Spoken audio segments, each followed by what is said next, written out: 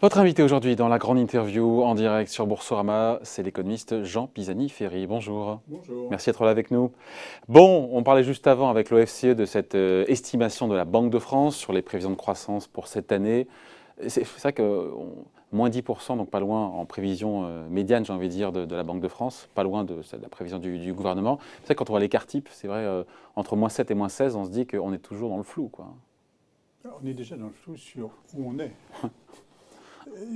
D'habitude, on fait une prévision, on sait exactement où on est, les ordres de grandeur, c'est quelques dixièmes de points, dans le pire des cas, quelques points. Là, il faut se rappeler quand même qu'on vient d'une baisse d'un tiers du PIB en instantané. Un tiers. Et pour l'économie privée, une baisse de l'ordre de 50%. Donc, on est remonté.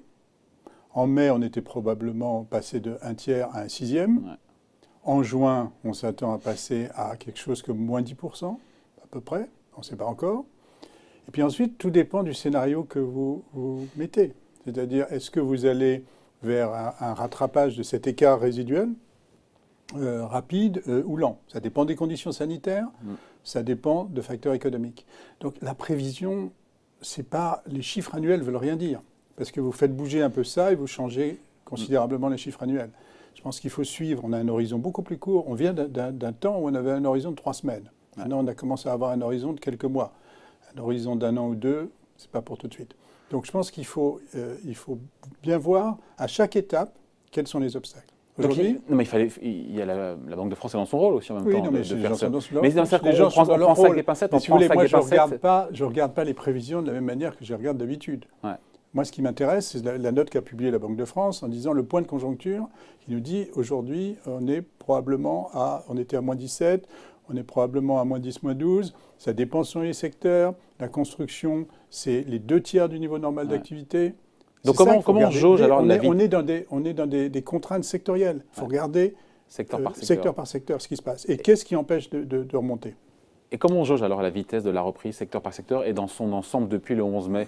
On sent l'accélération? Ce qui est rassurant, c'est que d'abord ça remonte, que la consommation a repris. Elle n'a pas rattrapé la consommation qui n'a pas été effectuée pendant les mois de confinement, mais elle a repris. Elle est un petit peu probablement en dessous. Un chiffre qu'on a, c'était l'INSEE, c'était 6%, mais c'était sur le mois Non, mais si on regarde les transactions cartes bancaires, oui, alors on a l'impression qu'on est maintenant juste un peu en dessous du niveau normal.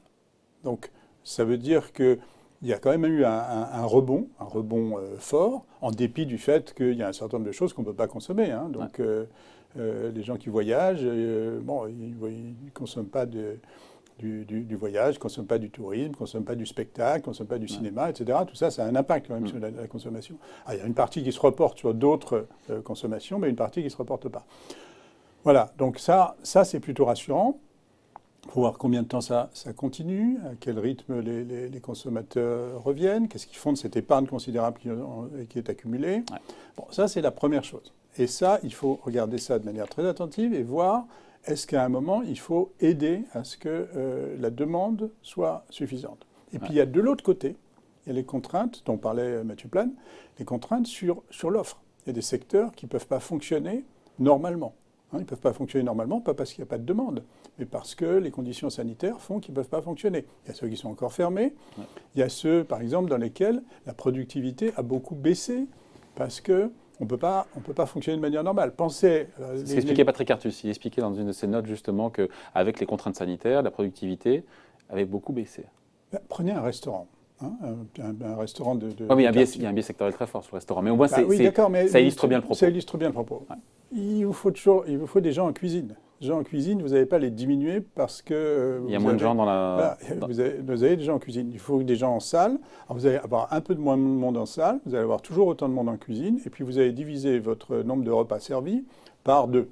Bon, c'est un sérieux choc de productivité pour le restaurant. Donc ça veut dire qu'il a des problèmes de fonctionnement et des problèmes de rentabilité. C'est pour ça que certains, Jean Pisani-Ferry, demandent une accélération, encore une fois, du déconfinement. Et je disais l'article du JDD qui parlait de dilemme au plus haut niveau de l'État, savoir si oui ou non il fallait assouplir justement ces consignes sanitaires et donner un coup de fouet à la reprise ou attendre comme prévu, comme le souhaite le Premier ministre, cette troisième phase prévue pour le 22 juin. Vous en pensez quoi, vous ? Écoutez, moi je ne suis pas expert en matière sanitaire, donc je me prononce plutôt sur les sujets économiques. Je pense qu'on est indexé sur l'évolution des conditions sanitaires. C'est vrai qu'on a des bonnes nouvelles du côté sanitaire, qu'on a plutôt envie d'accélérer en se disant, effectivement, ce qu'on craignait n'est pas en train de se matérialiser apparemment. En même temps, je ne sais pas si vous avez vu les chiffres sur l'Iran. Il y a une vraie deuxième vague en Iran. Une vraie grande deuxième vague. Alors l'Iran, c'est autre chose. Enfin, ça nous dit quand même que ça n'a pas disparu partout. Ouais. Et donc, ça veut dire que, quelque part, je prends un peu d'auteur par rapport au sujet, après on rentrera à nouveau sur le rebond, mais tant que cette pandémie de Covid n'est pas, j'ai envie de dire, totalement sous contrôle, et il y a le contre-exemple, effectivement, de l'Iran, trouver un traitement, mais, encore une fois, ou un vaccin, 12, 18, 24 mois, c'est-à-dire que pour tous les acteurs économiques, les ménages, les entreprises, il faut vivre avec cette incertitude sanitaire. C'est ça, en fait, aujourd'hui, le problème. Absolument. Même si les nouvelles sont meilleures aujourd'hui qu'elles les n'étaient hier. Les nouvelles sont meilleures, mais on ne sait pas si c'est saisonnier ou si c'est plus durable. On connaît de plus en plus de choses sur cette pandémie.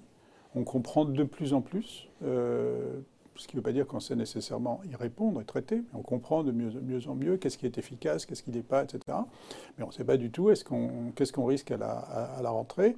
Donc il faut, encore une fois, là, il faut y aller pas à pas. Aujourd'hui, on peut probablement, effectivement, les nouvelles ont été meilleures qu'anticipées. Ouais. Et parce qu'elles sont meilleures d'un point de vue sanitaire, on se dit, ce scénario en V, dont on a cru qu'il était possible au début, qu'ensuite a eu du plomb dans l'aile de nouveau, est-ce qu'il reparaît crédible, un scénario en V, où ça repart encore une fois un peu plus rapidement que prévu ? Il n'est pas exclu, et je pense qu'il faut qu'on raisonne aujourd'hui sur le scénario en V. Alors, si on a une deuxième vague sanitaire d'alerte, on sera obligé de refermer, de resserrer, peut-être pas certainement pas exactement de la même manière. Parce qu'on n'a plus les moyens de faire ça. C'était pas un fusil à un coup, c'est parce que d'abord, quand on voit qu'on est passé... C'est un fusil à un coup qui a marché. Ouais. On a quand même regardé ce qui s'est passé dans les pays qui ont pris du retard. Regardez ce qui s'est passé au Royaume-Uni. Le Royaume-Uni a essayé une autre stratégie. Et le Royaume-Uni, aujourd'hui, après la Belgique, c'est le deuxième pays du monde pour le nombre de morts par habitant. Donc on a eu raison de confiner. Et les pays qui ont confiné ont eu raison de confiner. Bon. Mais si on doit le refaire, on ne le refera pas de la même manière, parce qu'on sait beaucoup plus de choses sur la manière dont se transmet cette pandémie. Donc on le fera de manière plus adaptée. Voilà. Non, mais si on raisonne sur le scénario en V, ça, on ne sait pas. Bon. Donc on verra si ça se matérialise, ce qu'on fera. Si on est sur le scénario en V, ce qu'il faut faire, c'est empêcher que cette crise laisse des traces trop durables. Et ça, c'est essentiel. Si on est à moins 10, on est encore considérablement en dessous du potentiel. Si vous restez à moins 10, bien sûr, c'est mieux que d'être à moins 35. Mais si vous restez à moins 10, ça veut dire moins 10 énormément... qui seront comblés en mi-2022, en termes d'activité. Encore une fois, pas en termes de chômage. C'est une prévision, ça dépend de la politique économique. Ouais. Je pense que la politique économique doit se fixer... de remonter le plus rapidement possible. C'est hors plan de relance, évidemment. Oui, non, mais c'est de la relance et c'est du soutien pour que les entreprises puissent redémarrer dans des bonnes conditions. Ouais. Et puis, il faut éviter les faillites. Ouais. Donc, même si le rebond est vif, à supposer, prenons le scénario médian de la Banque de France, moins 10 cette année, plus 7 et plus 4. Voilà, mi-2022, on est revenu en termes d'activité avant crise, mais il y a tous les dégâts qui seront là, les 11,5% de chômeurs et la dette publique à 120% du PIB. Il faut viser un scénario, encore une fois, sous l'hypothèse... On n'efface pas la pandémie mi-2022, on revient juste au point de départ en termes d'activité. Sous l'hypothèse que les choses ne rebondissent pas sur le plan sanitaire, qu'on n'a pas une seconde vague, je pense qu'il faut être plus ambitieux que ça. C'est-à-dire qu'il faut essayer de rattraper plus rapidement le niveau d'activité d'avant-crise. Fin 2022, c'est loin. Eh ben les Allemands, ils montrent la voie, les Allemands. 3 points de baisse de TVA. Oui, alors pourquoi les Allemands font ça et nous 350 € par enfant envoyé. Mais les Allemands, le chômage partiel était beaucoup moins généreux qu'en France. Le chômage partiel pour les salariés en Allemagne, c'est 60 à 70% du salaire. Certains disent que c'est pour ça qu'ils sont moins baissés en termes d'activité. Parce qu'il y avait eu cette incitation à envoyer les gens. Et puis, vous savez, en Allemagne, c'est une culture assez différente. Le chômage partiel, c'était soumis à un accord d'entreprise.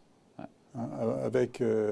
C'est-à-dire qu'il fallait un accord social d'entreprise pour passer en chômage partiel. En France, c'est une autorisation administrative qu'on a donnée à tout le monde. Donc, ce n'est pas la même chose. Ça, et deuxièmement, ils ont eu un choc beaucoup plus fort sur les exportations. Ouais. C'est une économie qui est plus massivement exportatrice. Ouais. Donc ce qui se passe sur le commerce international, ça y touche beaucoup plus que nous. Donc les Allemands remettent un plan de relance pour la rentrée. Bon, nous, on a, comme je disais, la consommation repart plutôt bien. Donc voyons, attendons-nous. Oui, mais il y a ces 100 milliards d'euros, il y a ces 100, Jean-Pierre Ferry, il y a ces 100 milliards d'euros, nous dit la Banque de France, d'épargne qui sont là. Oui. Qu'est-ce qu'on fait pour rassurer les Français, pour les pousser à consommer au-delà des primes auto? Parce qu'encore une fois, 3 points de baisse de TVA, apparemment, Bruno Le Maire, il ne veut pas. Hein. C'est les bruits de couloir qu'on entend. Il n'est pas fan de cette baisse de TVA de 3 points. Écoutez, moi je dis attendons, regardons comment les choses évoluent, regardons comment se porte la consommation des ménages, regardons à quelle vitesse on rattrape. Et on verra à la rentrée. C'est pas trop tard déjà, justement, la rentrée? Chaque jour compte. Pourquoi attendre la rentrée pour aider maintenant qu'on peut de nouveau consommer? Pourquoi attendre la rentrée pour faire un plan de soutien? Parce que les consommateurs, d'abord, les consommateurs sont en train de reprendre leurs habitudes, de reprendre leurs marques.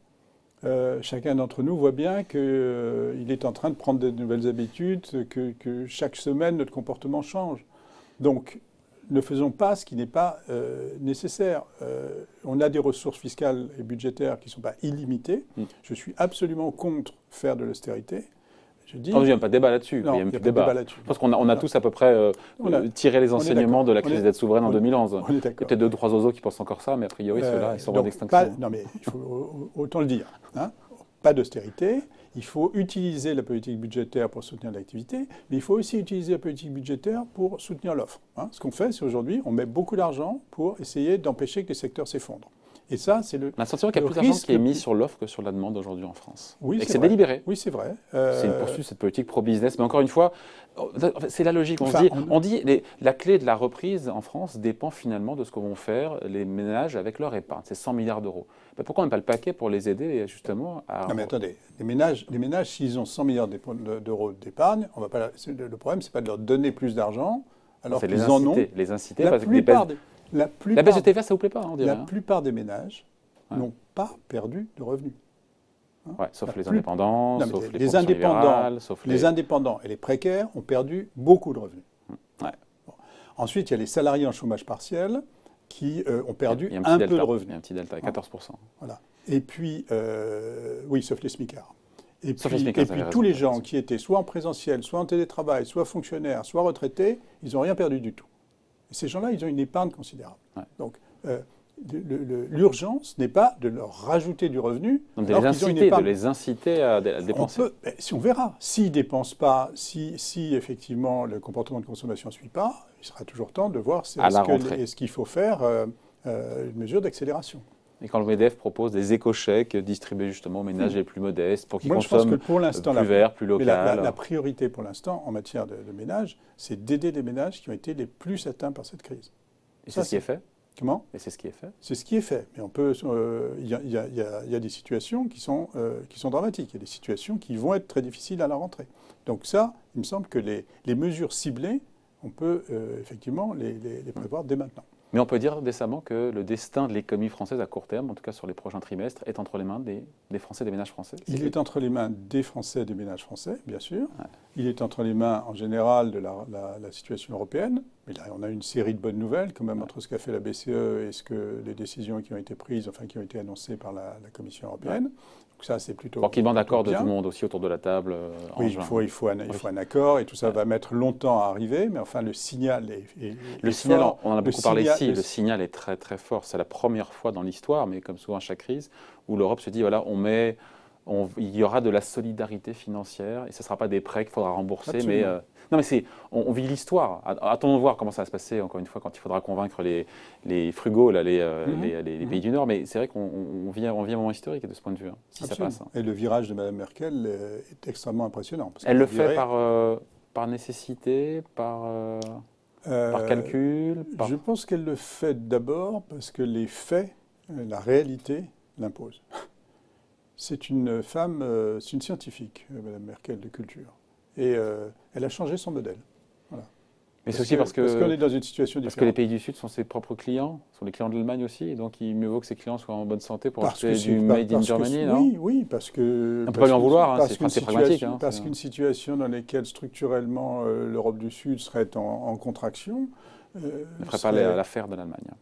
Oui, et puis ça ne permettrait pas que la zone euro reste viable si on est dans une situation comme celle-là. Donc, et puis, si vous voulez, dans une situation comme ça, ce que vous voulez faire, c'est étaler le coût de cette crise sur une période assez longue. Donc emprunter. Et donc emprunter collectivement. Et c'est ça qui était normalement pas possible. On a trouvé la solution juridique et on va le faire. Ouais. Voilà. Donc il y a ça. Et puis, je vous disais, il y a aussi, quand même, dans les obstacles auxquels il faut penser, il y a aussi des obstacles, encore une fois, du côté des entreprises et des conditions dans lesquelles elles fonctionnent. Et du côté du surendettement de certaines entreprises. Et d'ailleurs, à ce propos, vous sortez aujourd'hui donc, dans les Échos, j'ai vu cet article passer, où vous faites des propositions. On dit que souvent, c'est ceux de la rentrée. On a eu Nicolas Dufour, le patron de la BPE ici, qui nous expliquait, on a fait un update sur une actualisation du nombre d'entreprises, j'ai plus le chiffre en tête, mais c'est 100 milliards d'euros qui ont été prêtés, je crois, autour, 100 ou 130, j'ai plus ça en tête. C'est un peu moins de 100, et puis aussi, il y a les créances fiscales et sociales. Exactement. Mais la question, c'est pour beaucoup, il y a ce mur de la dette dont on entend, parce que si l'activité ne repart pas assez vite, contrainte par plein de raisons sanitaires, parce que les gens ne reviennent pas, derrière, il y a pour expliquer ça simplement, il y aura des bilans qui seront dégradés, avec trop de dettes par rapport à une profitabilité, j'espère que tout le monde me suit, déclinante. Et donc, il faudra peut-être réduire cet endettement, et vous faites des propositions. Oui, alors nous faisons deux propositions avec Olivier Blanchard et Thomas Philippon. Une proposition sur les secteurs dans lesquels les conditions d'exploitation sont difficiles. On dit qu'il faut des subventions temporaires aux salaires dans ces secteurs. Ouais. Et puis une proposition sur les mécanismes de restructuration de dette. On est menacé d'une vague de faillites importante, très importante. Et une vague de faillites importante, ça veut dire qu'on engorge les procédures de faillite, et ça veut dire qu'on perd beaucoup de substance économique. Donc ce qu'on dit, c'est qu'il faut empêcher les faillites qu'on peut empêcher. Qu'est-ce que c'est les faillites qu'on peut empêcher? Les faillites d'entreprises qui sont viables, mais qui ont pris trop de dettes, qui ont eu un choc, qui ont eu tout à coup, à cause du confinement, à cause des conditions actuelles, ont vu leur dette augmenter et cette dette est excessive.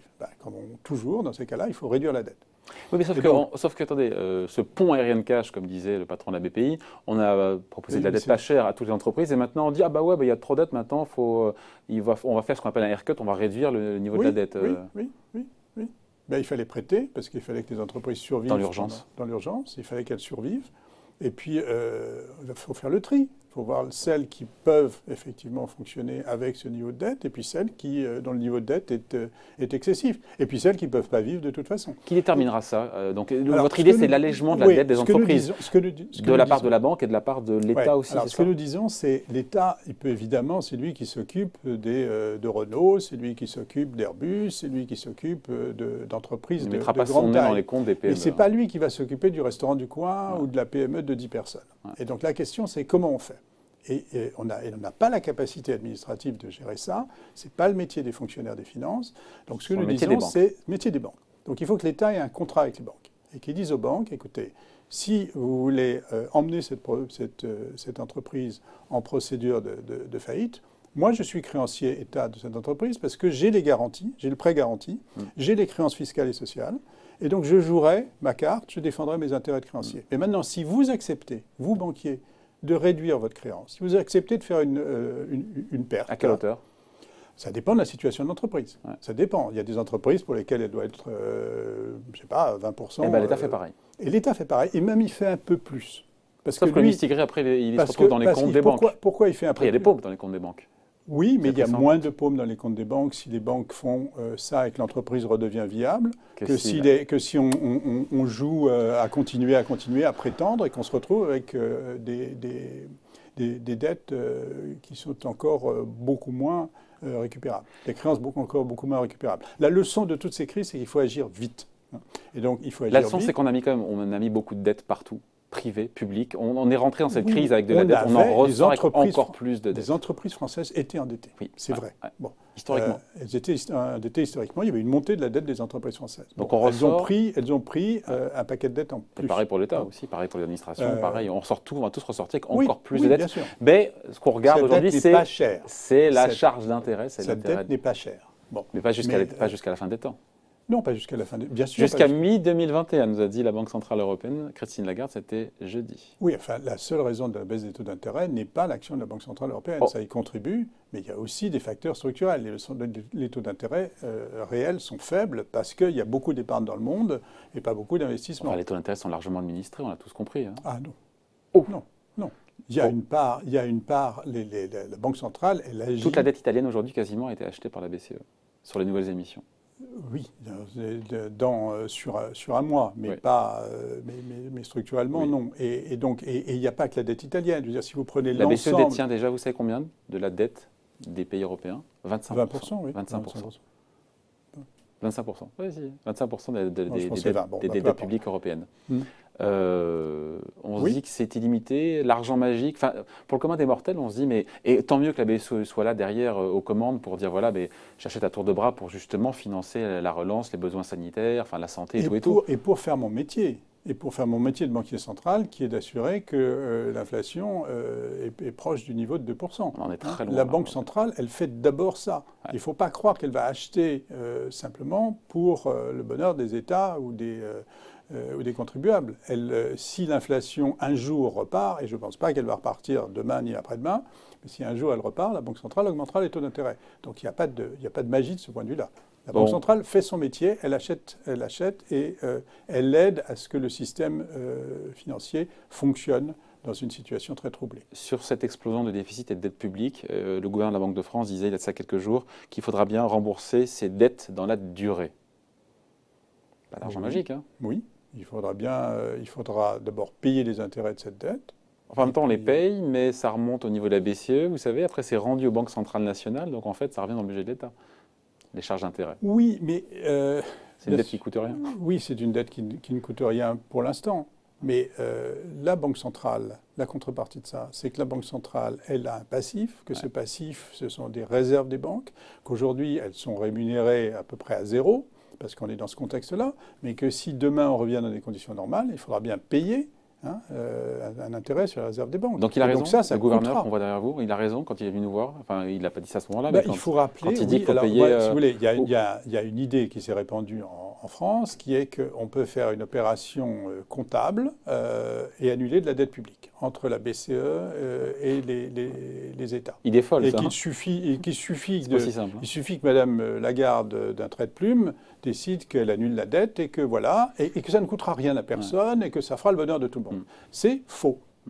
C'est faux, et en plus, ce que fait la BCE, c'est un petit peu ça, mais sans le dire. C'est-à-dire qu'en fait, si elle conserve sur son bilan, jusqu'à échéance, c'est quand même les obligations d'État qu'elle a pu acheter, et quand même qu'elle refinance derrière, c'est comme si on avait un truc à perpétuité. On est dans un contexte de taux d'intérêt zéro ou négatif, et donc effectivement, en ce moment, la BCE peut faire ça, et tout ça n'a pas d'incidence. Mais encore une fois, le jour où la BCE paiera des intérêts sur les réserves des banques, à ce moment-là, ce sera différent. Bon, on se quitte là-dessus, mais je reste quand même dans l'idée que, Jean Pisani-Ferry, que l'Allemagne a moins baissé en termes de croissance, enfin en termes de PIB, a moins baissé que nous, et ils repartent plus vite. Après, ils n'ont eu pas les mêmes, encore une fois, pas le même confinement que nous, et qui mettent déjà, encore une fois, un plan de relance de soutien à la consommation dès maintenant, sans attendre septembre.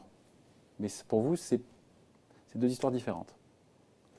Pour moi, d'abord, c'est une très bonne nouvelle que l'Allemagne fasse ça. Une très très bonne nouvelle. L'Allemagne fait un deuxième virage. Elle a fait un premier virage sur le plan européen. Elle fait un deuxième virage sur le plan intérieur, qui est un plan de relance, qui est un vrai plan de relance de la demande, un vrai plan keynésien, très étonnant du point de vue allemand. C'est une excellente nouvelle pour l'Allemagne et pour l'ensemble de l'Europe. En France, on a, encore une fois, conduit un certain nombre d'actions. Je n'exclus pas du tout que dans 3 mois, il faille faire quelque chose de ce type. Je dis simplement, le moment de la décision, à mon avis, ce n'est pas aujourd'hui. Bon, ce qui rassure, on finit là-dessus, ce qui rassure en 30 secondes, Jean Pisani-Ferry, au moment où on se parle, sur la situation économique. Ce qui vous rassure, ce qui vous inquiète? Ce qui me rassure, c'est de voir les gens reprendre une vie de plus en plus normale. Je pense que c'est ça qui est le plus rassurant. Ce qui m'inquiète, d'abord, il y a plus de choses qui me rassurent que de choses qui m'inquiètent pour le moment. Évidemment, je garde l'inquiétude sur l'évolution des situations sanitaires, je garde l'inquiétude sur l'évolution du système international, des relations internationales. Et des faillites. Et bien sûr des faillites, oui. D'où la proposition. Dans les échos du jour, à lire évidemment aujourd'hui. Merci d'avoir été avec nous. Jean Pisani-Ferry, donc, invité de la grande interview en direct sur Boursorama. Merci. Merci.